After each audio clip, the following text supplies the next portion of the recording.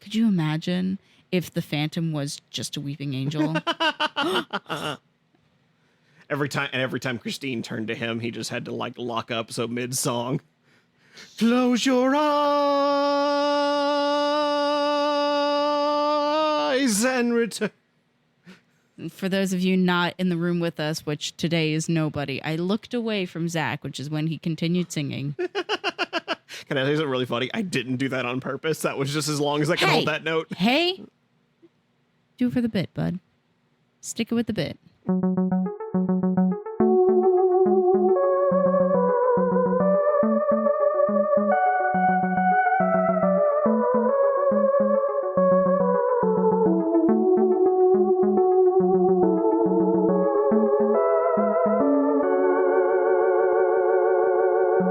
Hey, everybody, and welcome back to another episode of Who Is My Doctor? Who is my doctor? Who is indeed. I'm your host, Zach, and I know a lot about Doctor Who. And I'm also your host, Cassie. And Zach, I'm a little scared for this episode. A little scared? A little scared. Why would you be scared? Because They're going to go to the Big Apple. They're going to go to the Big Apple. They're going to go see a big city.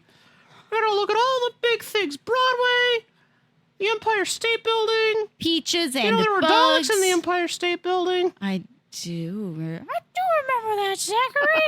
I also know that there's a big old peach in the middle of Central Park.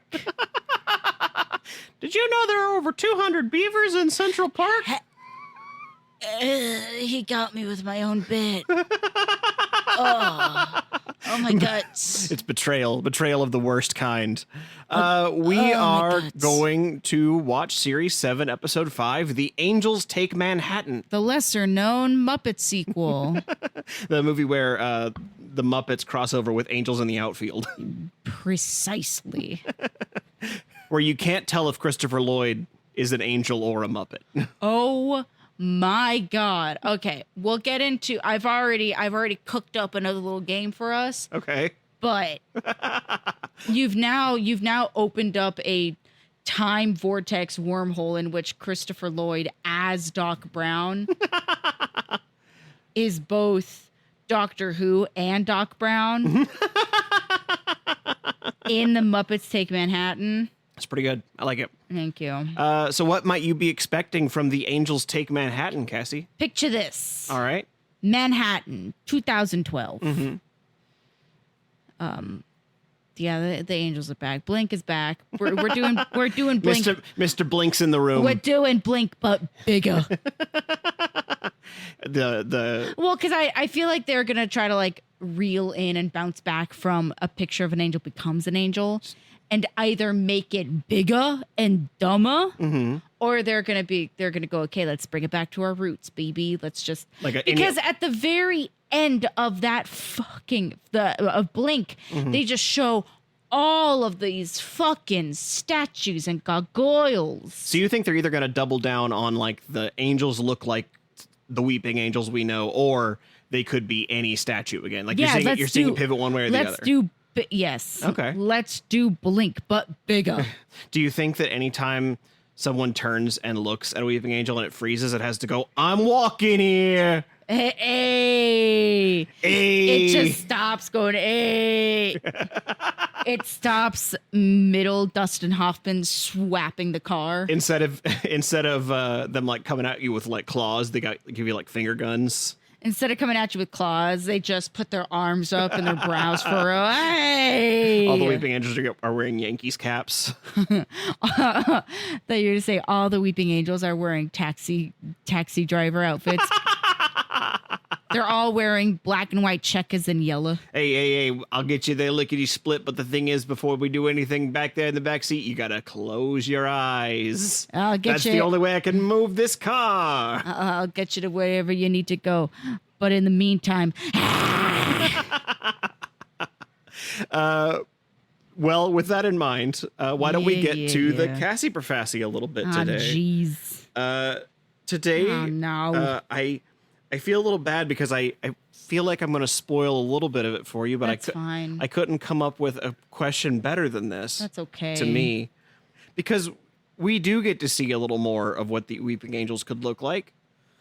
And Cassie, I'm curious, what do you think baby weeping angels look like? Oh, no. Not the babies. Oh, jeez. I got to put my microphone down for this one. Oh, my God.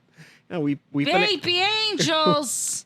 They're cherubs. Little babies. I feel like that's the most obvious thing, and that's the first thing I'm going to say. Okay. Is that they're cherubs. All right, little cherubs. All right, I'll take that. So. Absolutely. Well, because adult weeping angels are scary women sitting on with 2 stiff skirts and bicycle seats.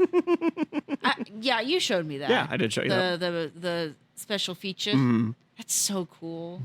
Ah, that's so cool. I think that's why I like Weeping Angels as much as I do, is because, like, mechanically speaking, in order to achieve that effect, you have to do some, like, in-camera magic. So, bearing that in mind, though, I do think that the baby angels are going to be scarier. All right, so just a little, but you think they're going to be cherubs with fangs, basically? Basically, yeah, because that's frightening. Babies in general are already scary, because little known fact, they have talons. I don't know if you knew this about babies. They have talons and no knees. Their legs are just noodles. Talons, no knees, and absolutely 0 fucks given. This episode also features the return of One River Song. Yay! In this episode, the Doctor and Company find a book about River Song, where she has been written to be what profession? I've got some choices for you here. Okay. Is she A, a detective? Uh-huh. B, a medical doctor? Okay. C, a foreign diplomat? Or D, a zookeeper? Ooh. Oh. Try to make them all really different for you so you weren't like... Ooh. I mean, A, right out the gate, sounded like a... Like a thing you hear in New York City, baby. Yeah, but I can't remember what it was other than it was a detective. Detective River Song. The finder of the doctor and no one else. Investigating his privates. I mean, a private investigator.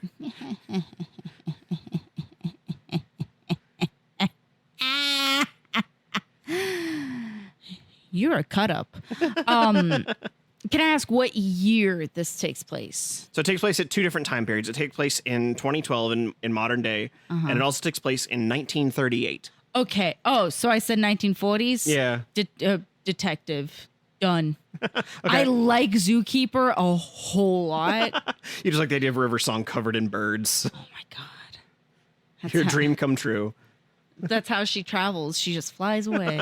She doesn't travel in time. She travels via bird arms. Yeah, via hundreds of birds. Tens and hundreds of birds. All right. Well, yeah, detective. I think of the options, detective and zookeeper are the ones that really stuck out because I like zookeeper a lot. I don't think that's the case. I'm going to be pleased as punch if it is. I also am doing a little spin on the Cassie's favorite moment for this episode because as we've already discussed, the Weeping Angels are back in this one. I feel like it would be inappropriate to call something a favorite moment involving the Weeping Angels. So I've labeled it as least favorite moment. Because well, see, that's the thing. The moment that will make you go, no!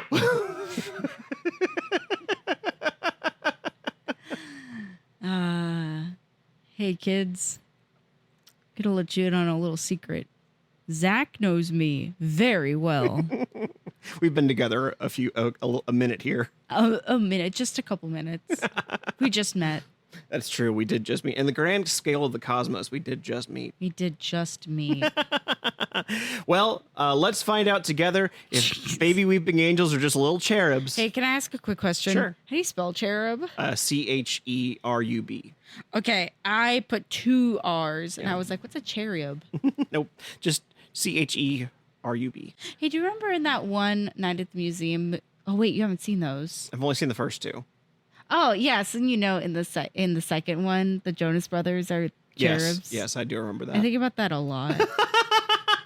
That's it. Because that's the part in the movie where you went, no! I mean, it was at the time I was watching it going, stupid. But I was also really, really happy to see Amy Adams as Amelia Earhart. Yes. I was going to say Amelia Pond, and I went, hang on, wrong one. Yeah. That would have been a fun thing for them to do. That is blessed casting. Yes, absolutely. Well, so anyway, as I was saying, let's find out together if baby weeping angels are just little cherubs, and if there's a book about River Song, but she's been rewritten to be a detective. As we watch The Angels Take Manhattan, Hey, baby. the angels, they're flying over here. Yeah, in my mama's ragu, the angels they are. I gavolt, the angels, they're everywhere. I keep swatting at them like the birds. New York.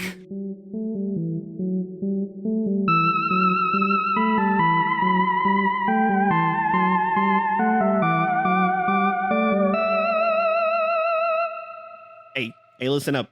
This episode here is brought to you by Forget About Kit, the only monthly subscription box that helps you become an authentic, unfiltered, overcaffeinated New Yorker, baby. Each month, you get a curated box of must-haves, like a half-full Metro card, one ratty Yankees cap pre-sweated in by a guy named Tony, a coffee cup from a deli that no longer exists, and a menu from a place that definitely does not deliver to you. And under no circumstances will you ever, and I mean ever, get an I Heart New York t-shirt. You'll be cursing at tourists, jaywalking with confidence, and identifying neighborhoods by smell in no time. Use promo code bada-bing to get your first box half price and a bonus roll of parking tickets you have no intention of paying. That's bada-bing with 3 Y's. We use the proper spelling around here. Forget about Kit. Get tough, get loud, get lost trying to transfer from the G to the 6.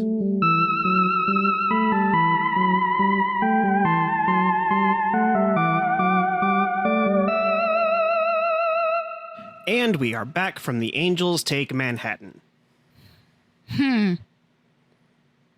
You know, I wasn't expecting this to be the end. Yeah. I tried very, very hard to keep that a secret. Yeah, well, because there's a part of me that's like, also, spoiler alert. Well, I feel like every time before has always been it's always been at the end of a season. So it's always been like, there's a break here. Well, because it also feels like, and I had a sneaking suspicion because the next episode after this is the Christmas special, which seems to be the indicator of change. Often, yeah. That's oftentimes when they have, like even Tennant didn't necessarily meet his new companion, but that was always a break for him between companions. So there was a very small part of me that was like, that's strange and interesting. And another part that feels like it came a little too sudden, but also like I can't think of any other way for their story to end. Yeah, other than with each other. Well, yeah, because that's literally their whole arc. Yeah. Has been each other. Yeah, has been being apart but together and coming together. Always coming back. Like, yeah. What is the word I'm looking for? Like not a yo-yo. Like a Newton ball. Give me a second. You know, like the ones that you put on your desk and... Oh, okay. Put apart and then it always comes back together. And oh, okay. Like a slingshot, a boomerang. I'm sure there's something. I'm not able to think of what you're talking about either. But yeah, that is the end of Amy and Rory as the Doctor's companions. So if you remember that when we did our little fashion show and I showed you all the TARDISes and there was one that you thought was really depressing. Yeah. That's after this episode. Okay, I was gonna ask, is it because the Doctor's going through like an emo phase? Yeah, the Doctor is very sad that he's lost Amy and Rory. Well, because they also made a whole big thing about like, don't let the Doctor see you age. He hates endings. Yeah. That's one hell of a way. And especially in the episode right before this, we saw Amy and Rory saying, it might be nice to have, oh no, Brian. Yeah, Brian literally last episode told them that they should go on this journey. One last job. would you like to find out what happens to Brian? Because I was going to find a way to segue into this, but you actually did a great job for me. I'm really good at that. They wrote a short for the DVDs that takes place after this episode to show you. Oh my God! Sorry, Are you crying? Yes. Aw, you snivelly bitch. This is a short called P.S. I think a lot of people Stands for Paige Shima. a lot of people really love this short. I will tell you, it is strictly done in like a storyboard style, but it is the story of Brian finding out about Amy and Rory and how he finds out. Oh no! So we're gonna watch this real quick. It's only 4 minutes long, so we will be right back after we watch PS, which you can find on the BBC's YouTube channel. So you can just look up Doctor Who PS and it comes up for you. So if you want to watch it and you haven't, it's really nice. It's written by Chris Chibnall, future showrunner when the 13th Doctor takes over. Isn't he also the man who wrote the episode previous to this? He wrote both Dinosaurs on a Spaceship and The Power of Three and Pond Life. I think because he did so much this season as like sort of a backup writer for doing these other things for Moffat is probably why he got the job when Moffat left. But anyway, that's beside the point. For now, at least we will. I wanted to show you this short, so we're gonna watch Doctor Who PS. We'll be right back.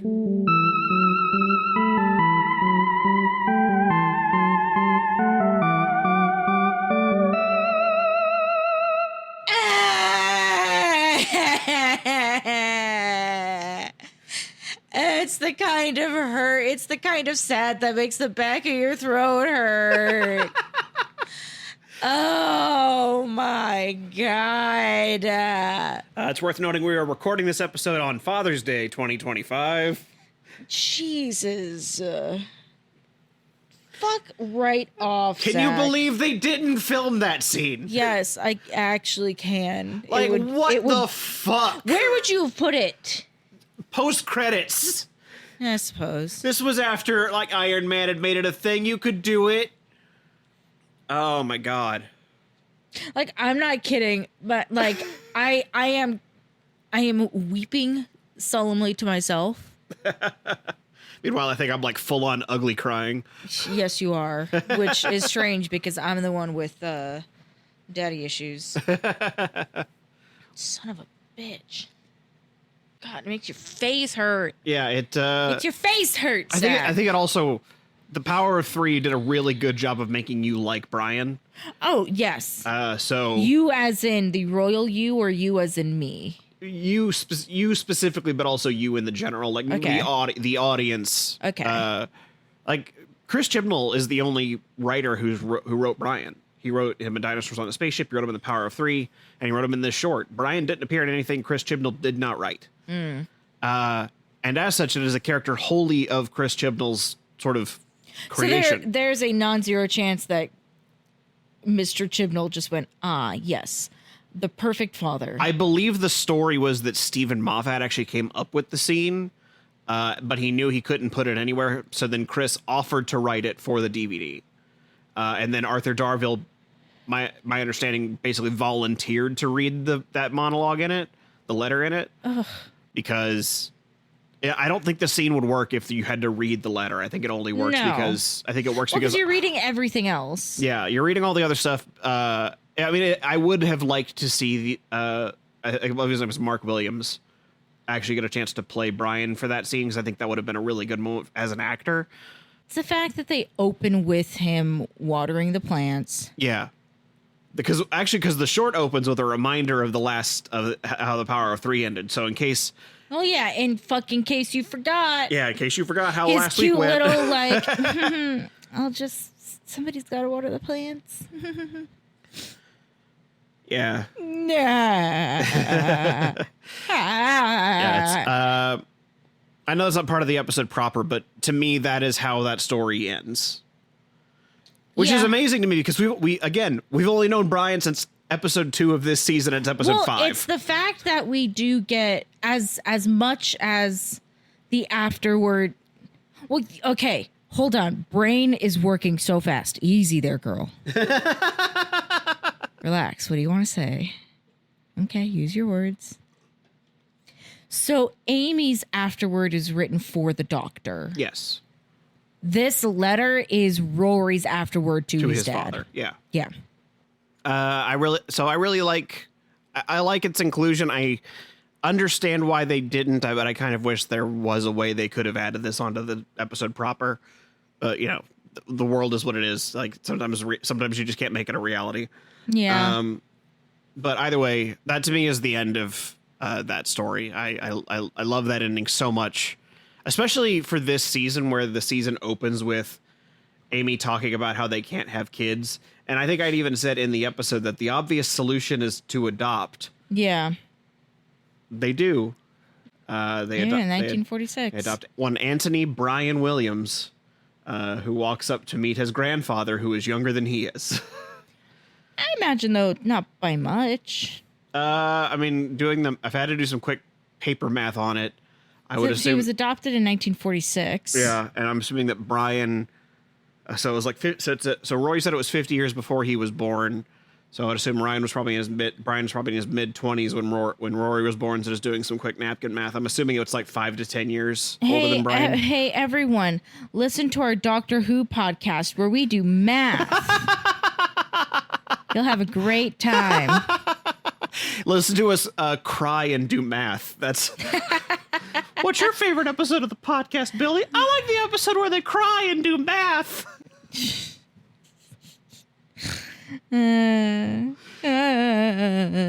But I think maybe we should get into the episode proper a little bit here. I feel vindicated in that they did say, all right, cool. So the last time we saw the angels, we did some silly bullshit. Let's reel it in. Yeah. And I've been going back and forth. When the episode started, I was like, it's weird that they chose Manhattan when there's literally when we live in a city called the Angels. Why on earth would you not have an angel-based episode take place in Los Angeles? Yeah, and then you instead, I think I love the moment you. It was the second that I went, oh, the statue. Yeah, they just did a quick insert of the Statue of Liberty, and I heard you go, "Is the Statue of Liberty a weeping angel?" And I just said nothing. Well, because it was the wide shot, and I went, okay, we're in Manhattan. It makes perfect sense that you would show the angel. And then in the elevator, there was another picture of the angel, and I went, another picture of the Statue of Liberty. Yeah, another picture of the Statue of Liberty, and then you get to the top, and you don't even get to see its face right away. All you see is its open mouth and teeth. It's maw. You can call it a maw. Yeah, and before that, you hear ka-chunk, which ka-chunk. Just confirms that they do move. There had to have been somebody. I think that I'd call bullshit. Yeah, somebody. How? What do you mean? Nobody in New York City was looking at the Statue of millions Liberty. Of people. Although, if you considered there are millions of people in New York City that are looking at the Statue of Liberty at any point in time. Furthermore, there's also so many drug users. I was thinking, who reflect upon the Statue of Liberty, so I don't think it counts. Also, can I just say, if I mispronounce Liberty, it's because of that one fucking video of the kid saying, "It's the Statue of Litterby." I'm gonna shit my pants. Yeah. Yeah, So if I say Litterby, no, it's. I know I tried. I also feel weird about the Statue of Liberty being a weeping angel for that same reason. I think But she's literally called the statue. Yeah. Because, there is just a part of it. It's like you say in the episode it's the city that never sleeps. So that means that someone's always up and around doing stuff. And you mean to tell me that no one is looking at the most famous New York landmark? I don't think she gives two shits. I think that's a bad bitch right there. When you're that big a weeping angel, you don't have to care anymore. No. I also like that for some reason when it walks up, it's still doing the torch pose. Well, that's how she has to trade. She can either move her arms or her legs. Similarly, though, I think the smaller the angel it is, the less it has to comply with angel standards. You mean like the little cherubs? Yes, the moment I had written down as Cassie's least favorite moment was the moment the little cherubs blew out one of Rory's matches. Yeah, because I was like, I mean, this part's pretty scary. I need you to hear my internal dialogue. You ready? Okay. You ready? So the scene is going, and I'm going, yeah, this part's pretty scary. I don't like that one bit. Oh, no, that's very scary. Uh-oh. No! And, yeah. Because I really... The no was literally when the match goes back on and the angel's sitting there with this little... Yeah, my lips are already pursed. Because I remember when the first one showed up, you're just hearing its little feet and its little giggle, and you were like having a good time with it. You're like, this is so silly. It is silly. It's just a little guy. I still think it's silly. And then they start doing the like lights go in and out, weeping angel movements, and you slowly stop laughing. You're like, tick tick tick. Yeah.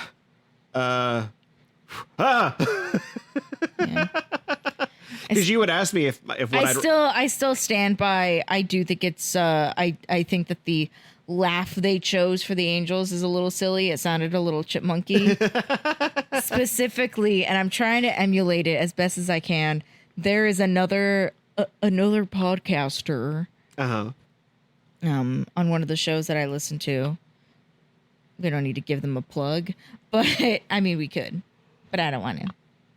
But he specifically, whenever they're talking about haunted dolls or like little girls, it's this like, yeah, it's a 40-year-old man that just goes like, and it kills me every single fucking time. Yeah, I agree. So if ever you hear a Henry Zabrowski doing that, I do agree that it's a little silly, but I think that also is what brings it back around to being really scary, because there's a part of you that's disarmed for them to be just as dangerous as the adult weeping angels. That they like just... But also in terms of points, so I guess I get the point for your least favorite moment, but you also get both your Cassie for Fassy points today because... Detective River Song. Detective Melody Malone. Melody Malone. That is a very New York name. Yeah, well, she's also Melody Pond, so she didn't have to change her name at all. No. I do like the joke that the doctor reads about River in a book and is turned on by her. Is attracted to her in book form. The way that, like, can I tell you something kind of like secret? I don't know if I've told you this before. When we very first started dating, like years ago, whenever I like specifically missed you and was just like, I don't know about that guy, I would put on some of your videos and then go, okay. I did not know that at all. Yep. Because my videos are not attractive to anyone. Except for you, I guess, which is how I know we're meant to be. Hey, Zach, would you jump off a building for me? God, I mean, we're skipping way ahead in the story with this one, but that was... Well, because like there was a lot of things. So we'll come rewind a little bit. Yeah. Written in stone. That was another one of my notes. Yeah, because the doctor talks about how if they read ahead in the book, they're making fixed time because for the perceiver, you can't alter time as you know it. Which, like, there is... So there's a theory. There's a theory that specifically... I'm forgetting what the, like, meta theory was, but somebody compared it to, like, how you as a reader do not know inherently the ending of the book. So truly, the ending of whatever book you are reading could change at a moment's notice. You wouldn't know what timeline you're in because you haven't read the ending of that book yet.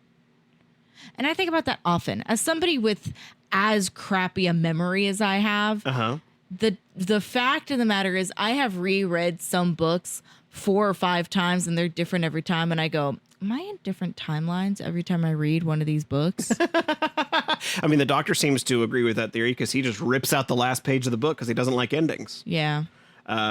I know you had joked that he was in the middle of the book. I think he was reading the middle of the book. He was reading, but I thought he pulled the page from the middle of the book. I think that was the moment he was like, yeah, I'm going to finish this book. Rip, except for this page. Sorry, the book never has to end. Which, like, as somebody else who is also so adverse to change and hates endings, I then have to think about my favorite song that all endings were just a new beginning's end. Closing time. I'm botching the lyrics, but you get the idea.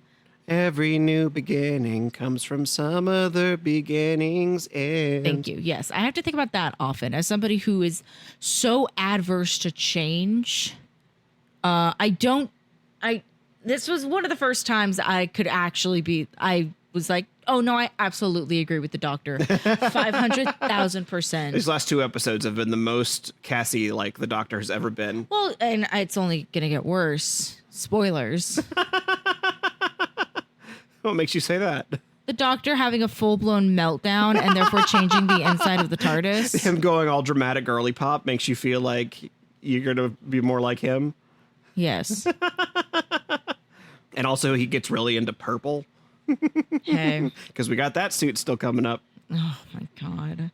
I'll have you know, ever since we did that episode, every time I go into a thrift store now, I am scouring for a purple coat. Purple tweed. Because not only then will I have my own 11th Doctor purple outfit, I will also have my Gene Wilder Willy Wonka coat. It works on 2 favors for me. Anybody out there finds a purple tweed coat that is my sized. I do feel like I like the main conceit of this episode, that there have been weeping angels that have basically designed a cafeteria for themselves, where they will zap someone back in time and then make them just live in a room for the rest of their days until they will eventually be dying and meet their younger self before they got zapped back, thus guaranteeing the food supply. Yeah. Like there's something kind of fucked up about it in a way that fits both versions of Weeping Angels we've seen. Because the first one, they sort of make them feel more like eldritch beings that like they're not organized. Yeah, they're not organized. They're not, well, even, or if they are organized, it's like a pack animal mentality more than it is like a binary good evil. It's more just like they're beings and this is how they eat. The first time we see them, it feels way more chaotic. Yeah, they feel chaotic, but also not evil. Yeah, they feel like they feel they're beyond like human morality, because the thing they do to feed is intrinsically evil to us, but to them it's just what they do. But then we get to the second story. It's also not them actively ganging up on it's not them hunting anybody down. It's whoever happens upon them specifically. Exactly. And then you're not fucked all the way because you're still alive. You're not trapped. You just have to figure out how to make a life for yourself in a time that you did not come from. Yeah, and when we get to their return in the Flesh and Stone 2-parter, Moffat writes them as explicitly evil. Yeah. And so this has somehow found a way to kind of do both things. This is a like, not a chaotic, like a lawful evil. Yeah. Like a chaotic lawful, if we can do cross. They're chaotic evil creatures doing a lawful evil thing. Yes. Like they have come up with a way to ensure their food supply that is horrifyingly fucked up. So I like that conceit. I like that the Weeping Angels are an intelligent enough creature and are creative enough with their own, and they understand understand the rules of their own like weakness. It almost feels like at this point they have evolved a little bit, yeah. Because Flesh and Stone, I feel like that is the outlier. I feel like this is doing what Flesh and Stone was trying to do. But this feels like way more of a sequel to Blink. Yes, yeah, I would agree with that. This feels more like Blink, especially because, well, for one thing, the Weeping Angels aren't seen moving at any point. They don't do any of that weird CG like angel moving towards the Doctor towards Amy while that shit doesn't work. Yeah, that shit does not work. You have to have them be absolutely still until the camera pans behind somebody. Yeah. And then they move. And I there's a part of it where it's like... There's a practicality to it that makes it so scary and so yummy. In the end, the story itself, like if you take the Weeping Angels out of it and make them just like a mad scientist type character. This is just someone that took a bridge too far with their plans, and now like their evil ways have been undone by their own actions, because their actions, while guaranteeing their food supply, also make for a place that can create a paradox that undoes their story. I think that's very interesting.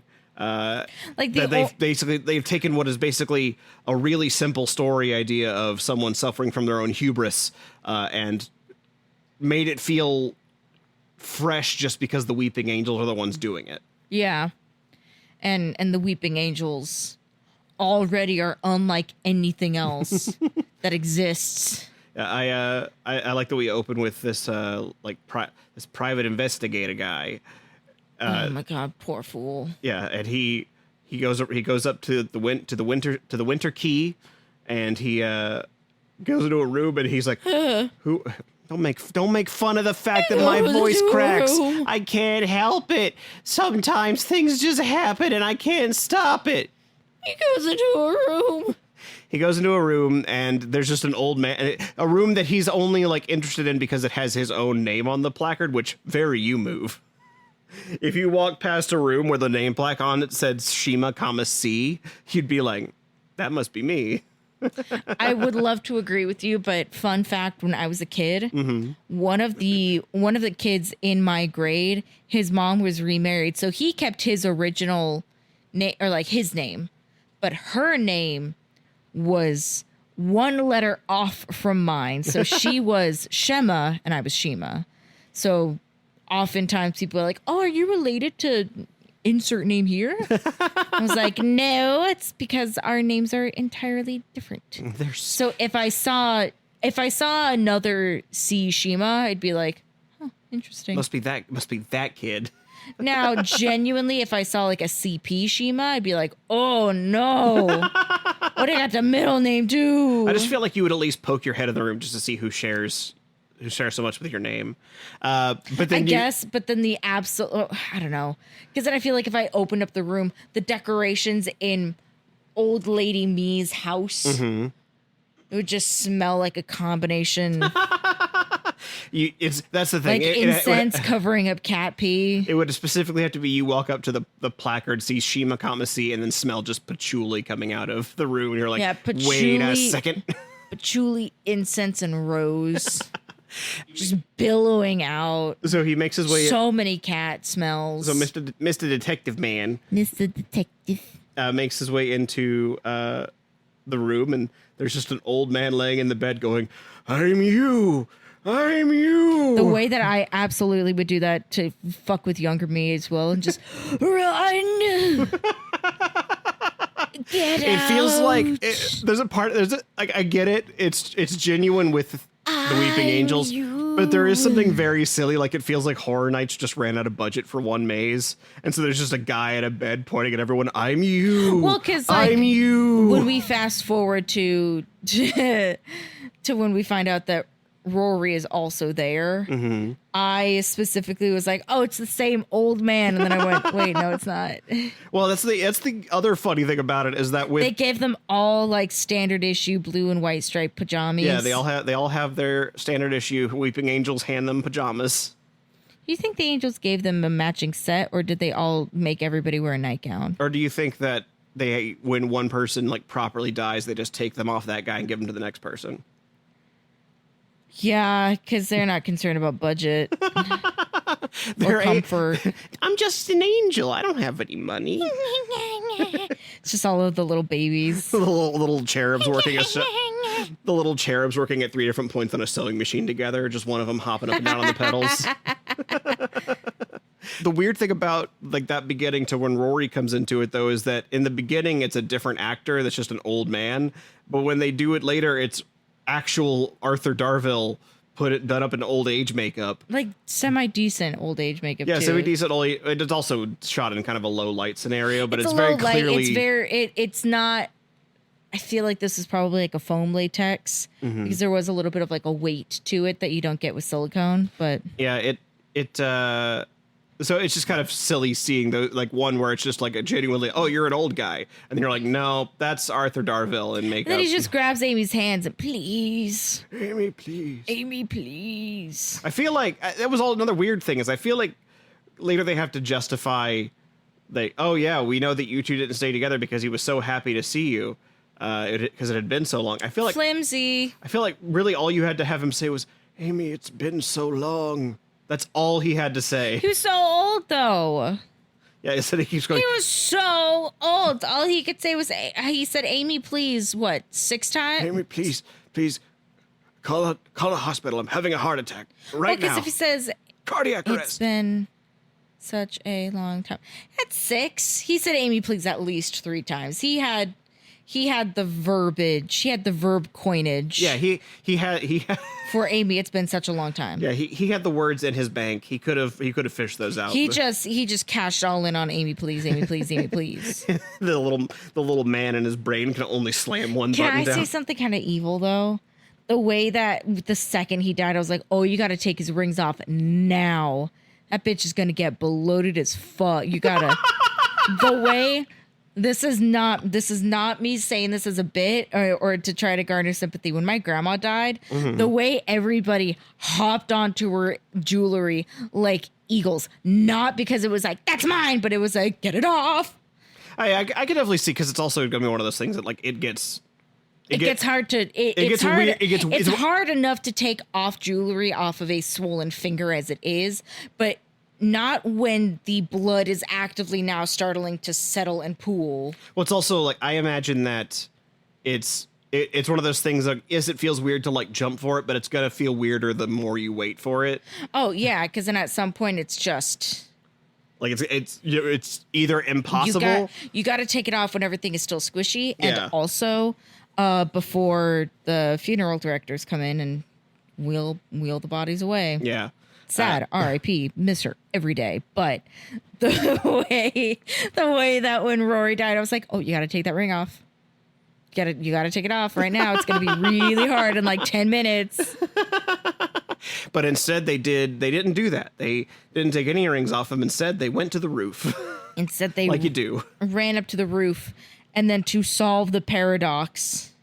Yeah, Which also we're still getting a little bit to create a paradox, rather. We're still getting a little bit ahead of ourselves. Yes, we are getting. So we're gonna go back. Who the fuck was that guy? Oh, the guy that just has a weeping angel. Who was Kingpin? So I guess he came across a weeping angel. So he's basically a collector. Like the idea is just that he's just Tanalia Tavan, the collector. In a sense, yes. He likes to collect old and rare things, so that's why he has this vase from the Qin dynasty, and that says Yowza. Yeah, and he is given a weeping angel, a statue that only moves when you're not looking at it. So I think he liked it as like a prize. Well, because he specifically kept her behind a curtain, meaning that she's just back there, just walking back and forth the whole time. Well, I wonder if that was because I don't know if you remember him saying he did kind of a little experiment with her, because if you looked at the angel, there's like chunks taken out of it, like it's got gash marks, because he wanted to know if it could feel pain. What the fuck? Yeah. First of all, stay far away from him. Second of all, yes, because the bitch had her wrist in shackles. Yeah. So she's River even says she's screaming, you just can't hear it, but the others can. Yeah. That's why you have so many locks on your door. Yeah, because the angels keep trying to get in to get him because he's torturing one of them. That's why there are the two. That's why there's that mother and daughter weeping, or mother and child weeping angel that are just standing outside his window waiting for the door to be open. Oh my God. And that's why he freaks out when they're inside. Because they were coming for him specifically. They came for him personally. Everyone else was just food. He was a treat. What about the babies, though? They didn't seem too concerned about him. In fact, they threw Rory down with the babies just for fun. Yeah, well, I mean, they also keep the babies locked in the basement. But because that angel's screaming has brought these other angels down into the area, they just decided, while we're here, why don't we set up a little food stand for us? Get us a nice little food truck going. We'll have it over here in this hotel. Ugh.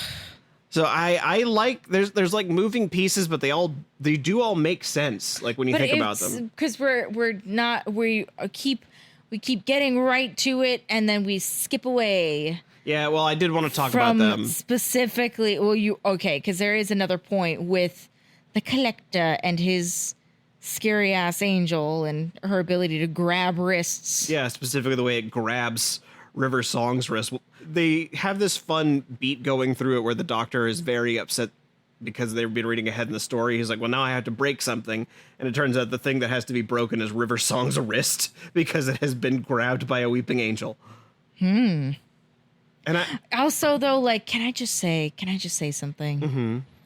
I love the Doctor and River so much. I absolutely understand the way. Can I also be really frank? I would rather you be Cassie. Well, that's too bad, buddy. Frank, what are you doing here? I'm here now. It's my podcast. Welcome to the Frank Show, baby. It's called Two Franks. It's just me and a hot dog. That's it.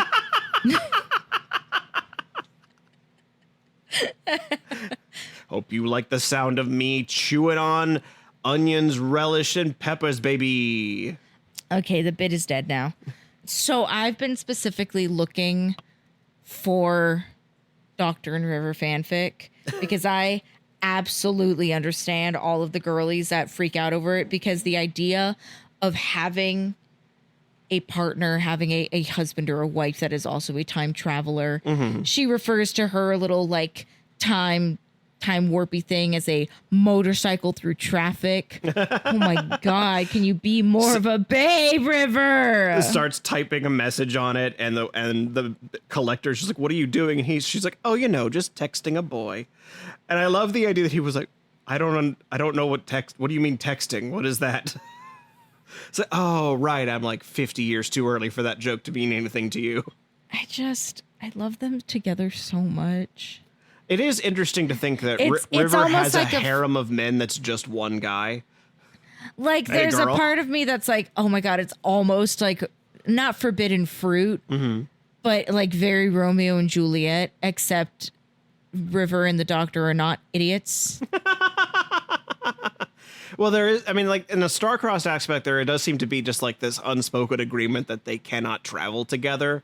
You can't have more than one psychopath in the TARDIS. Yeah, which this episode does have moments for both the Doctor and River where I have to question why they're doing this to the person they love the most, or supposedly love enough to marry, because the Doctor's like really mean to River in that moment over the book. Or he's like, figure out how to get yourself out of it. Don't break your wrist just because we need to change the future. And he's like very mean about it. And then, the Doctor's form of apology sort of is to use his regeneration energy to heal her broken wrist. His regeneration magic. Yeah, he gives. You can call it energy all day long. That bitch has magic. Yeah, I mean, it's funny because he's sort of just giving her back what she gave to him. Yeah, because when he was poisoned, she regenerated him by giving her him her regeneration energy. Regenerations. Yeah, and now he's given some of it back to her to heal her wrist. Yeah, and she's getting all pissed off. Yeah, so there's a part of it where it's like, I don't like how the Doctor was like a big bitch baby, and his way of being like, well, it's okay, I'm better now, is like, here, let me prove how I've improved by healing you. Like, that doesn't solve the fact that you yelled at her, Doctor. Well, yeah, especially in her little conversation with Amy. They're talking about, I just wrote down the phrase, wrist hurts too. Yeah. Just because they're talking about how much it hurts. Yeah, specifically, I believe the Doctor's behavior is what hurt her in that case. But there's also... It was something to do with... I don't know, editing, Zach, put it in the moment here. When one's in love with an ageless god who insists on the face of a 12-year-old, one does one's best to hide the damage. Yeah, that's the stuff. Yeah, that. I think it's what makes the River and Doctor's relationship so captivating and unusual, because you can't do something like that, and it's impossible to do something like that in real life. There are no time travelers that we know of. I mean, there's no way to meet someone in the wrong order, but I do think that there is an interesting idea of like a couple that is married but only gets to see each other. I mean, that's sort of a military wife thing. Someone who's like deployed often and then comes back home and they just sort of meet every so often. Like that's obviously going to go a little off track there, but to in equal and opposite fashion, River also doesn't do a great job of being the Doctor's partner. No. When he's like, his best friend just died, effectively to him. River has already established that she can go back in time and give Amy this book so she can publish it to make this whole story happen. So River didn't really lose. I mean, River can't go like traveling with her family anymore, but she can go visit them from time to time. The Doctor can't. He can't take the TARDIS there without blowing New York City up. So he's sitting there mourning the death of two of his best friends to him. And River's like, yeah, sorry, babes, I can't stay. Can't be two psychopaths in the TARDIS, am I right? And the Doctor's like, yeah, I guess not. Yeah, but then she also has to remind him, like, they were my parents. Well, that's the thing. The Doctor is the one who says they were your parents. I wasn't thinking about that. I'm sorry. Yeah. But again, River can go back. Why can't she just loan the Doctor her little her Apple Watch? That's a good question, Cassie. It's almost like that wasn't super thought out by Stephen Moffat when he wrote that moment. Yeah, because we've seen other people use that technology. We saw the Doctor use it when Jack Harkness had one. Yeah. In season 1. Yeah. Yeah. Like, so there are several. Yeah. Yeah. The Doctor just doesn't like using them philosophically. He thinks it's like dirty time travel. But I feel like he would make an exception to go see two of his best friends. Yeah. Or at the very least, the Doctor didn't ever go to say hi to Brian. Well, I guess it's only been a week. Yeah. Brian's time, it's only been a week. Yeah, he might need some time. He needs some time alone before he's ready to go talk to Brian about, hey, so I need to tell you something about your son. Oh my God, yeah, he can never go back and talk to Brian. Yeah. Because Brian was the one that said, well, they loved you so much, they can't quit you, and you can't quit them. Just bring them back safe. No! So the Doctor cannot come back because they cannot come back safe. Yeah, because the Doctor failed. Yeah, I do. He failed in that, Zach. I like one nice thing about this like fixed point thing that they've done is they've already shown you the consequences of trying to break a fixed point, because that was what happened in the finale of last season where all of time was happening at once. Mm-hmm. So they've established like he could try, I guess, but like at best he creates this time paradox situation where all of time happens at once. At worst, he blows up New York City. Because now we're getting into the wibbly wobbly bomby wommy of it all. We've arrived to the whole paradox of the whole thing of Rory trying to heal the paradox by jumping off a building and killing himself. Yes, they get to the roof. And they are approached once again by Statue of Liberty. The maw of Miss Liberty herself. Lady Liberty's lovely lips is at the roof with them, and Rory realizes that the only thing he could do that an easy way to create a paradox is to die twice in the same night in the same building, but 40 years difference. And so he gets up on the ledge, and he basically starts like saying that he's not brave enough to make the final push. He needs Amy to do it for him. He's asking Amy to do it for him, coward. What was funny is in that moment you had looked to me and said, would you make me do this? And then not a second later does Amy go, what would you do if you were in my place? Would you make me do this? Hey, I'm not saying I see a lot of you and me and Amy and Rory, but I'm not saying that. And then you turn to me right after and be like, I feel like if you were going to make me do this, though, I would have to get up and jump with you. And then immediately after that, Amy climbs up on the ledge with Rory. And they're like, we both have to go together. Yep. And here we get to an interesting thing that we'll talk about more in future episodes. What about killing yourself? Well, this is really a conversation I think a lot of TV and media in general has, where I don't think that was the show condoning that if your partner is going to jump off a building, you should do it with them. I don't think that's what they were saying you should do. No. But I could see someone. But if you did, I could see someone thinking that's what the takeaway was, is they're condoning this double suicide. This double suicide as like a good thing people should be doing, as opposed to just the consequences that these characters the choices these characters as people would make, including their flaws. There's been episodes of Doctor Who often where the Doctor does things that are, I think, morally questionable, if not outright repugnant. Whoa! But I think that's a SAT word. But I think a lot of it is like it depends on if you view the Doctor as a character that you're supposed to emulate, or as a three-dimensional character that has a capacity for both good and evil. We'll get to those more when those episodes happen, but I felt like this was a good like microcosm to talk about. I like that this is a conversation we're having before Capaldi. I feel like he's responsible for a lot of them. Capaldi will be interesting for sure. It's something that is really sticking with me. Just there is something to be said of like Amy and Rory's story is one that has had a push and pull since the beginning. Mm-hmm. And I am really happy to see that by the end of their story, we do see two people that really, really love and care about each other and cannot live life without the other. Mm-hmm. It's really sad and tragic, but also kind of nice, because in the beginning it didn't really seem that Amy particularly liked Rory. Yeah, so you see more like she was settling for Rory.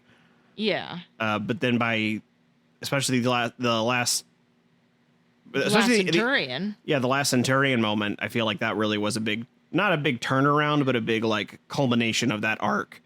And I'm also glad that they, for the last few episodes, have fully dropped the Amy has the hots for the Doctor thing, partly because she's her son-in-law, but also just because like it really was like putting a downer on that arc, and I'm glad that they found a good way to like.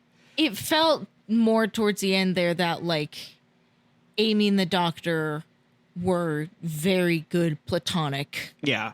Friends. Moreover, it was really good that the way that story ended was by Amy literally telling the Doctor, "No, I'm going to be with Rory." Yeah. Because it would have, and it's a full like 180 from where that character was. That's like the biggest kicker for me, mm-hmm. is the fact that everything would have been fine had Rory not looked at the fucking headstone. Yeah, there's a couple of times where Rory gets just like pulled in a direction. Like he doesn't really have a compulsion to go into the Winter Key and go find his room. I think the implication is that the Weeping Angels sort of like nudge you that direction. Yeah. So I wonder if that's the implication here too, is the Weeping Angels were sort of nudging him towards the gravestone. Because she was specifically behind him. Yeah. She came out of nowhere. Yeah. So I think the implication is that the Weeping Angels have some sort of like slightly psychic ability to like nudge you in a direction, to beckon you to come hither. Well, yeah, because otherwise, like, there would be no way for you to happen upon a Weeping Angel if not for some kind of psychic influence. Yeah, so energy flux. So we could put it to that, is that magic. The Weeping Angel like just called Rory over to look at his own headstone, because that's what they were doing in the Winter Key. They were making them come and look at their own death. So in a very similar fashion, they're doing the same thing in that graveyard. I definitely think it's an interesting way to have companions leave because they kind of wrote themselves into a corner otherwise, where Amy and Rory have a house and jobs and lives, and they live them and see the Doctor at the same time. So they can't just be like, "Hey, we're going to go and do our normal thing, Doctor. Bye. We'll see you later." Because the Doctor the Doctors, they have been spirited away by the Doctor one too many times now for them to just say, "We're done." Yeah, just to say we're done. The only thing that might have changed is if they were like, "Look, we got a dog." His name is Brian. Yeah, and he gets really sad when we're not here. He tries to jump on the refrigerator, and we just can't keep letting that happen. He'll get stuck behind the cabinets. And so it was an interesting way to find a way to not kill them, but give them an ending where that could not that made sense for them. Like An I ending there's definitely where- still some like some wibbly wobbly BS where like can't the doctor just grab the time vortex manipulator? But it's still just like, I get it. I understand though, like, but also I like that they had found a way to get around it. There's a part of me that kind of likes the last season where the doctor gives them the house and the car as their ending, because I like the idea of the doctor's companions having just a happy ending together. The doctor's companions not being freed, because it's not that the doctor ever like is keeping anybody hostage. Everybody stays with and around him because They like him. they are captivated by him. He's fucking Peter Pan. Like, you know, if you have the ability to go to Neverland and never grow up and just to have exciting adventures all the time, wouldn't you? Yeah. You know, like I keep saying over and over again that particularly Matt Smith's doctor has a Peter Pan-like quality, and it just keeps getting proven to me over and over again, which is like also kind of fun because then that makes River Wendy Darling, which like, oh, Is she Wendy Darling or is she Tinkerbell. Tinkerbell would make more. Well, because like it's I never, think Amy would be Wendy. yeah, or Tiger Lily, but That's what I was trying to think of. I would think River Song could be Tiger Lily. but I feel like River Song is more of a Tinkerbell. Yeah, I would Even though agree. it's never like she just gets jealous. Like she's not fucking Peter Pan. Although like he could figure out how to She's shrink Peter down. Pan sexual. She's small enough. She'll figure it out. Anyways, that'll be a little art project for me to draw. Alex Kingston as Tinkerbell. Yes. I But so it only makes sense to me then to have, because they've already planted the seed by saying that Amy and Rory could not choose whether they wanted to keep living their Neverland lifestyle with the doctor or if they wanted to just grow up and have their own lives and have normalcy, because they wanted the doctor around as much as he wanted them around. So the fact that they are now placed into a time period in which the doctor cannot come back, yeah. they are stranded. They basically have done they've done another Rose situation where they are unreachable to the doctor, which like I suppose when you have a being that is omnipresent such as the doctor, it's a little bit harder to justify somebody distancing themselves from him when he has the means. He's like Santa. You know, He just shows up. Well, they even say in The Power of Three that he's been a part of their lives on and off for the better part of 10 years. yeah. It would be kind of weird for them to just be like, and we're done.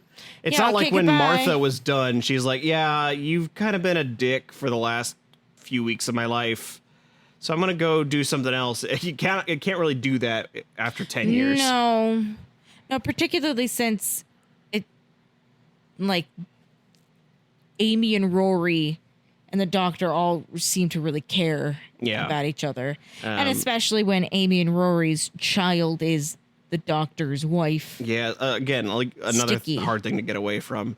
But Amy and Rory have, by all accounts, been our longest running companions.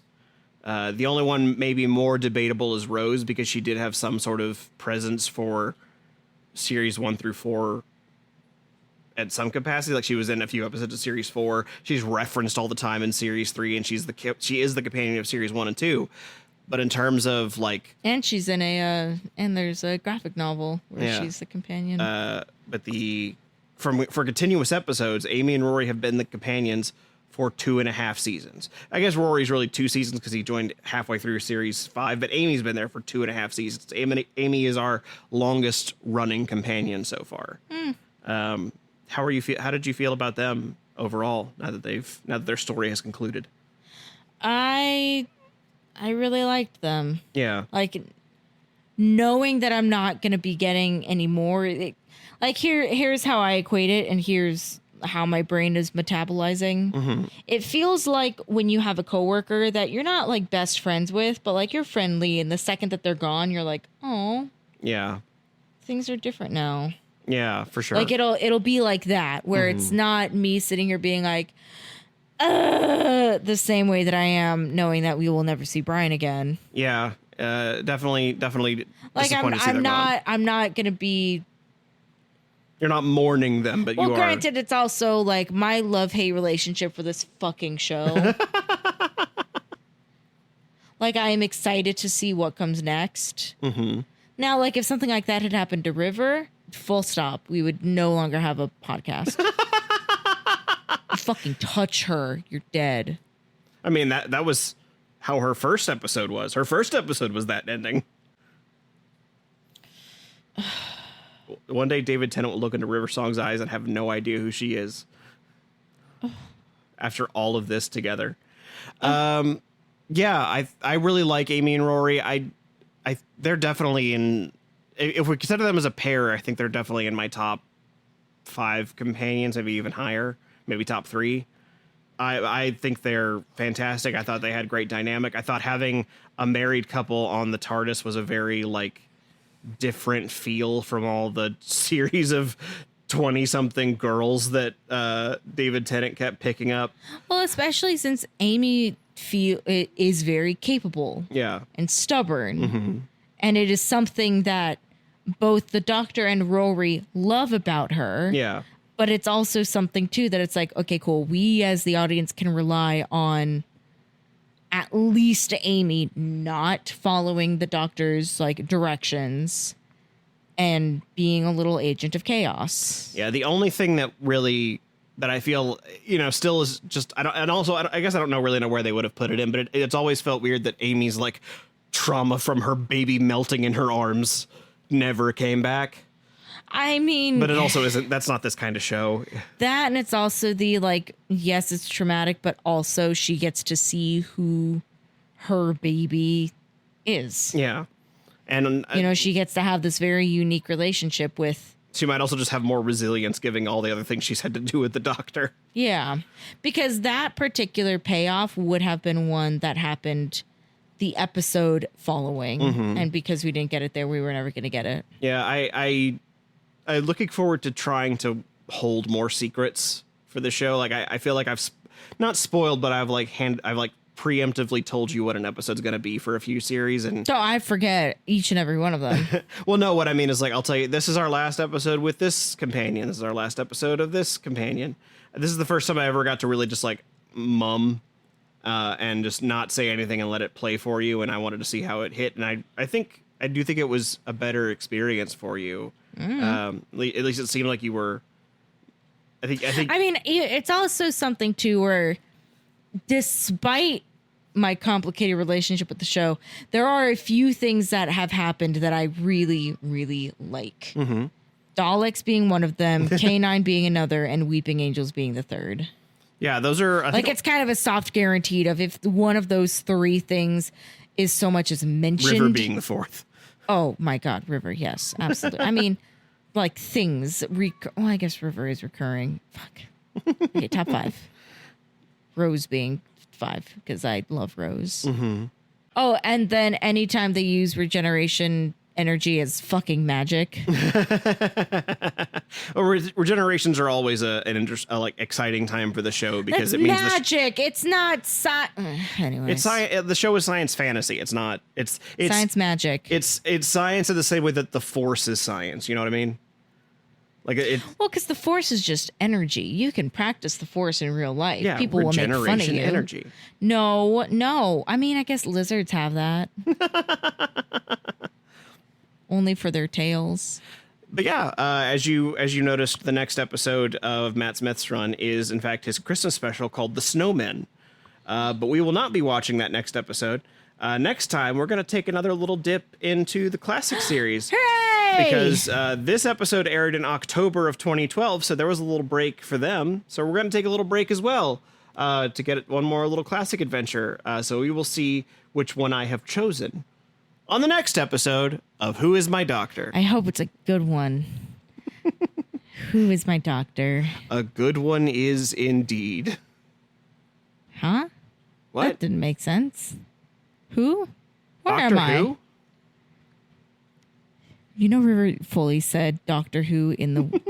Moffat's just taking the piss out of you specifically at this point. Yeah, he's doing the same thing that you do all the time with jokes that I think are funny. And then you also go, ha, yeah, that's funny. I'm going to say it all the time, always, forever now. Like you were so irritated by Doctor Who being the question that must never be answered. And now he's found a way to drop it in so many times this season. Including River Song saying it and a choir of Daleks. He's taking all your favorite things. I know. Like in 2 episodes, K9's going to float in going, Doctor Who? Doctor Who? Who, Doctor? Master Who? I know that won't happen. Affirmative. Oh, man. Now Cassie's sad 3 times this episode. Yeah. Unfortunately. Unfortunately, indeed.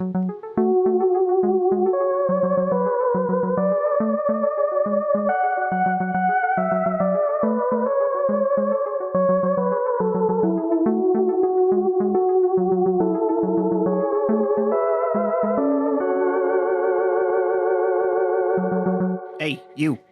Yeah, you with the face. Thank you very much for listening to this podcast. If you like this episode, be sure you're subscribed wherever you're listening now. Or you can find all of the podcast places you can subscribe to us over at wimdpod.com. That's WIMDPOD.com. You can find links to our socials and to our Patreon, where for as little as $1 a month, you can get episodes of this podcast a whole week early. Big thanks to all of our patrons for helping to directly support us, but extra special thanks go to our Big Daddy Dalek patrons, Andrew Blewett, David Gansel, and Travis Aiken. Next week, we're going to find out what killed the dinosaurs as we go back to the 5th Doctor story, Earthshock. So we'll see you next Tuesday, because your Tuesdays are now Who's Days, pal.